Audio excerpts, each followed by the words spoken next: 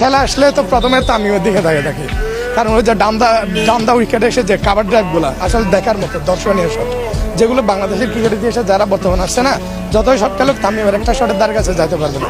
মনে আছে সে 2007 সালের বিশ্বকাপে যখন তামিম ডান্দা উইকেটে এসে কাভার ড্রাইভ খেলছিল, ধারাভাষ্যকার কি বলছে, Tamim is showing just minimum respect to the bowler of mister Zaheer Khan. এটা সবার আসলে জানা।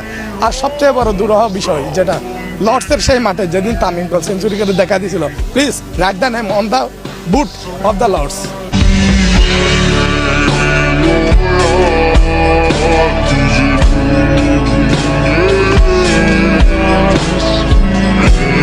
Top